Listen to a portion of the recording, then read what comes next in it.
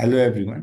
आज हम JEE mains 2023 quadratic के क्वेश्चन में पूछे गए शानदार क्वेश्चन को डिस्कस करने वाले हैं।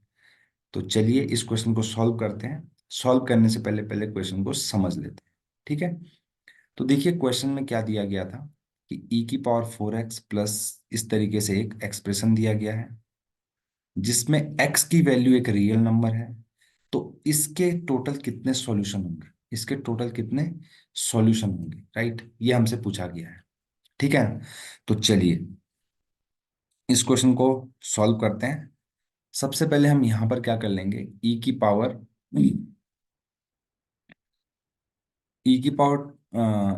एक्स को टी मान लेते हैं। ठीक है। Let e⁴x equal to T. तो यहां से इक्वेशन कुछ बन जाएगा। देखिए ये क्या लिखा गया है यहाँ पे, e⁴x का पावर 4 यानी कि t⁴ लिख सकते हैं इसको।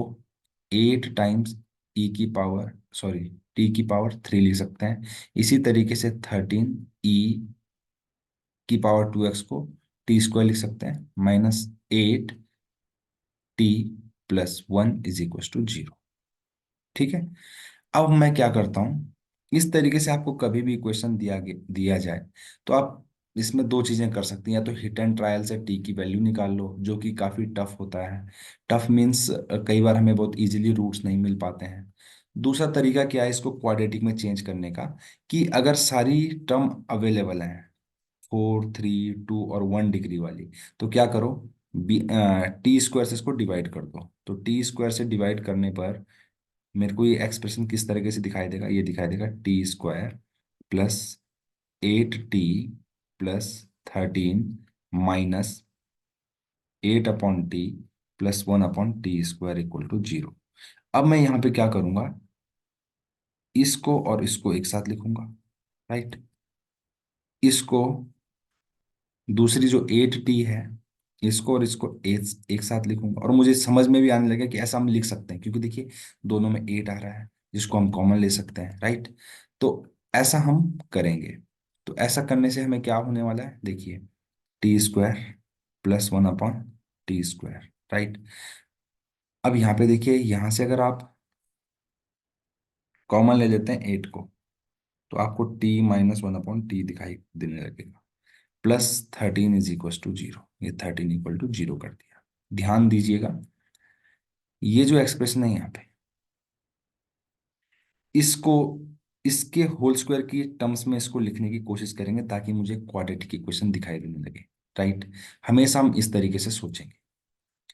अब देखिएगा, इसको मैं लिख सकता हूँ t-1/t का होल स्क्वायर। लेकिन ऐसा लिखने से t-1/t का जब होल स्क्वायर लिखोगे तो आपके पास t² भी आएगा, 1/t² भी आएगा, साथ में -2 × 1/t × t, यानी कि -2 एक्स्ट्रा आ रहा है। तो उस -2 एक्स्ट्रा को जो आपने लिखा है उसको आपने +2 करके कैंसिल कर देना है। तो ऐसा कर दिया है, राइट। +8 times t+1/t+13 = 0। ध्यान दीजिएगा। अब हमें हम इसको ध्यान से देखेंगे तो हमें क्वाड्रेटिक इक्वेशन दिखाई देने लगेगा। देखिए एक एक्सप्रेशन है उसका होल स्क्वायर, और यहाँ पर देखिए सेम एक्सप्रेशन लिखा गया है। तो इसको अगर मैं क्वाड्रेटिक में चेंज करना चाहूँ तो लेट्स मैं एज्यूम कर लूंगा t-1/t कुछ भी एज्यूम कर लेता हूँ, लेट्स से y एज्यूम कर लेता हूँ। y एज्यूम कर लिया, राइट। तो यहाँ से मुझे क्या मिलेगा, ये y² +8y प्लस ये हो जाएगा 13 और 2 15 = 0, राइट। इस तरीके से मुझे क्वाड्रेटिक इक्वेशन मिल गई। अब इस क्वाड्रेटिक इक्वेशन को जब मैं फर्दर सॉल्व करूंगा, है ना, तो मुझे यहाँ से वैल्यूज मिल जाएंगी y की। तो y की वैल्यू आप क्वाड्रेटिक फार्मूला से कर सकते हैं या फिर फैक्टराइजेशन से कर सकते हैं। इसको आप इसके अगर आप फैक्टर करेंगे तो आएगा y+5 एंड y+3 = 0। यहाँ से मुझे मिलेगी y = -5 एक वैल्यू मिलेगी, y = -3 एक वैल्यू मिलेगी, राइट। अब y मैंने किसको एज्यूम किया था, t-1/t और t-1/t = -3। इस तरीके का हमने एक पहले भी क्वेश्चन किया था, इसी प्लेलिस्ट में है। उसमें ऐसा कुछ था t+1/t। तो इसकी वैल्यू मुझे पता होती है कि इसकी वैल्यू ग्रेटर देन 2 होगी और लेस देन -2 होगी। बट यहाँ पे माइनस वाला एक्सप्रेशन है तो इसकी वैल्यू मुझे पता नहीं है पहले से, तो इसको एज अ क्वाड्रेटिक बना के सॉल्व कर सकता हूँ मैं। तो इसको एज अ क्वाड्रेटिक बना के अगर सॉल्व करना चाहूँ तो इसको एक क्वाड्रेटिक बनेगा, इसका भी एक क्वाड्रेटिक बनेगा। तो दोनों के क्वाड्रेटिक को मैं लिख दे रहा हूँ यहाँ पे।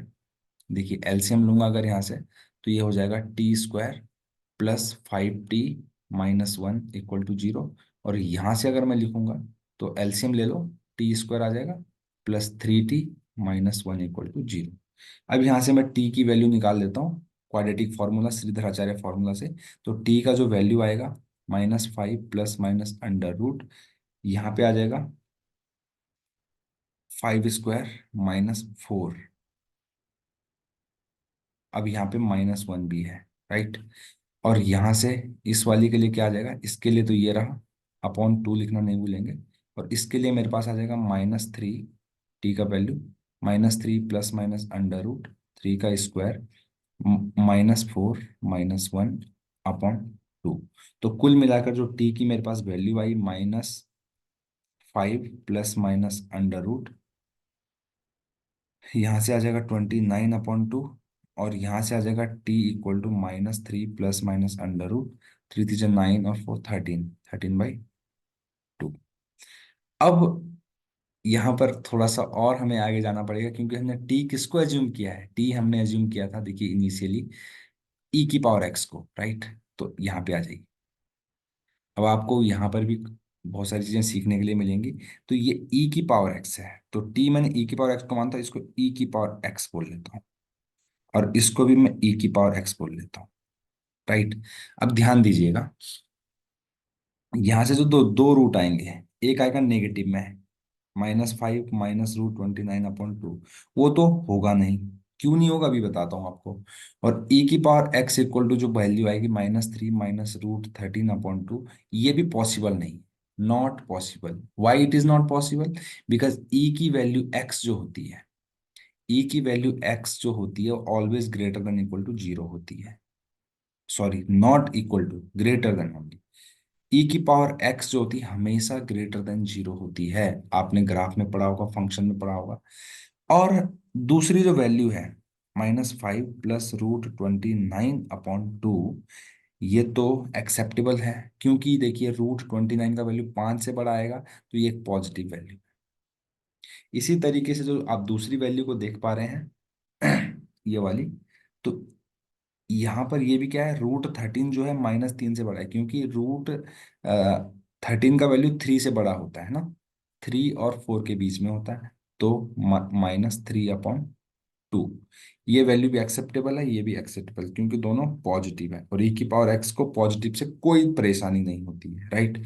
तो यहाँ से मेरे को कितनी वैल्यू मिलने वाली है, 2 वैल्यू मिलने। अब जनरली यहाँ से एक्चुअली मुझे x की वैल्यू निकालनी थी, e⁻x की वैल्यू नहीं निकालनी थी। तो यहाँ से x की जो वैल्यू है वो कौन सी, x की वैल्यू कैसे निकालेंगे, उधर e की पावर में लिख देंगे इसको। तो e की पावर में हम कुछ भी लिख सकते हैं, कोई अनडिफाइंड होता नहीं है। तो e की power anything, anything defined equal to a real number, ठीक है ना, क्योंकि x एक रियल था, तो यहाँ पे इसको कोई अनडिफाइंड होगा नहीं, राइट। तो x की मेरे को कितनी वैल्यू मिल गई, 2 वैल्यू मिल गई, ठीक है ना, समझ गए। तो इस इक्वेशन के मेरे से पूछा गया था कितने सॉल्यूशंस होंगे, तो यहाँ पर मेरे पास 2 सॉल्यूशन होंगे, एंड बोथ आर पॉजिटिव। आपने देखा दोनों ही पॉजिटिव है। 2 solution and only one of them is negative, नहीं, no solution, 2 and both are negative. Okay, एक सेकेंड, सॉल्यूशन बोला एक्स की वैल्यू, ध्यान दीजिएगा ना। तो यहाँ पर जब आप ई की पावर करेंगे, इसको ई की पावर लिखेंगे, एक्स की वैल्यू ई की पावर में आएगी, राइट। लेकिन फिर भी इसका वैल्यू होना चाहिए पॉजिटिव। आई थिंक इसका आंसर जो है यहाँ पर हमारे किस ऑप्शन से मैच कर रहा है, फर्स्ट, ये यहाँ पर पॉजिटिव होना चाहिए था, बोथ आर पॉजिटिव। तो एक्चुअली इसका आंसर होना चाहिए फर्स्ट वाला, राइट। तो अगर आपको अप्रोच पसंद आए तो प्लीज चैनल को लाइक शेयर और सब्सक्राइब करना बिल्कुल ना भूलें। और आप यहाँ पर देख लीजिएगा, ये I think it's positive because हमने जो वैल्यूज निकाली है बोथ आर पॉजिटिव, राइट। तो ई की पावर, अच्छा अगर ये वैल्यू 1 से छोटी हुई, राइट, यस यस, नेगेटिव ही रहेगा। आप जब ई की पावर एक्स का ग्राफ देखेंगे, क्या देखेंगे, ई की पावर एक्स का ग्राफ देखेंगे, ई की पावर एक्स का ग्राफ कुछ इस तरीके से होता है, राइट। तो अगर यहाँ पर यहाँ पर जो x की वैल्यू है वो नेगेटिव क्यों है, क्योंकि उसकी जो वैल्यू थी e की पावर समथिंग की, राइट, तो वो क्या थी, उसकी जो वैल्यू थी वो 1 से कम थी। और जब 1 से कम होती है e की पावर x की वैल्यू, तो x जो होता है नेगेटिव होता है, राइट। तो x क्या होता है, नेगेटिव। तो x की वैल्यू हमें नेगेटिव मिलनी, क्योंकि वहां पर एक था √29 - 5/2। तो देखिए ये लगभग लगभग, इसमें 1 का डिफरेंस भी नहीं है। क्योंकि 1 का डिफरेंस क्यों नहीं है, क्योंकि अगर √36 - 5 होता तो ये 1 होता ऊपर, 1/2, तो यानी कि 0.5। तब भी ये क्या होता, 0.5 होता। तो ये 0.5 से भी छोटी वैल्यू है। तो 0.5 से छोटी वैल्यू है, तो उसके लिए इसका ई की पावर एक्स का वैल्यू नेगेटिव होगा, यानी कि एक्स की वैल्यू नेगेटिव होने वाली है, राइट। तो उसी तरीके से √13 - 3/2 जो है, इसकी वैल्यू भी क्या है, 1 से छोटी है।